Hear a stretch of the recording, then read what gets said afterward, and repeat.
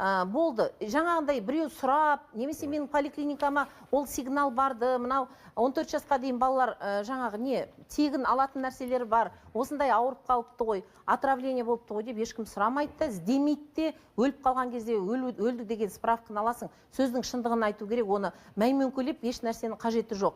Шынымен де жүйелі түрде бір ауқымды бір реформалар болмаса, енді мына қазіргі өзгертулердің ертең енді оны қай кезде көреміз, біз оның нәтижесін мен білмеймін. Ал енді сіздердің жаңа қалай қазір сіздер түсіндіріп тұрсыздар, ал ол жерге барсаң, солай қылып түсіндіріп айтқан кезде оны ауырып, жаны қиналып тұрған адам оны түсіне қоя ма?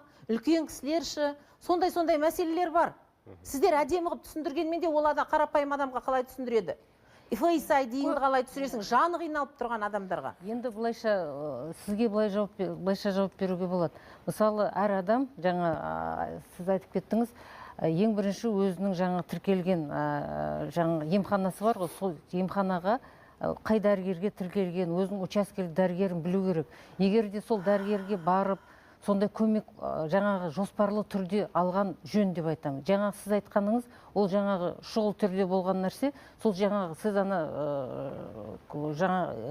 скорый помощь келгенде оған жаңа жүгінбей үйде қалдыңыз. Бірақ сол күні олар жаңа поликлиникаға сондай ақпарат беріп, сіздің дәрігеріңіз, учаскелік дәрігеріңіз сізден хабар алу керек, жағдайыңыз қалай, қандай көмек керек деп, ол түнде болса, онда күндіз сіздің жағдайыңыз білу керек. Ал күндіз болса, ол сол жаңағы поликлиниканың өзінің емхананың өзінің дәрігерлері жаңағы сіздің жағдайыңыз біліп, егер де хабарласқан жоқ, ол енді дұрыс емес.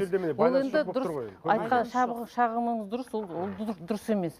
Тағы да айтатындай мәселе, мысалы, қазір дәл сондай науқан жүріп жатыр. Бірінші қыркүйектен жаңағы бірінші қарашаға дейін, бірінші сентябрьден бірінші ноябрьге дейін 2 айдың ішінде жаңағы бір поликлиникадан екінші поликлиникаға ауысып, жаңағы тіркелуді өзгертуге болады.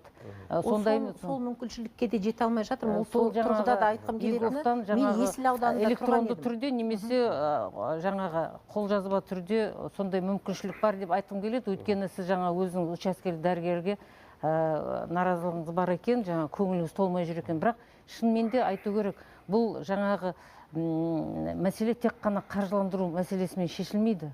Бұл жаңағы осы медициналық көмекті ұйымдастыру, жаңағы осы тіркелген халықтың көңілінен шығу, осы алғашқы көмек көрсететін, мысалы, емханалардың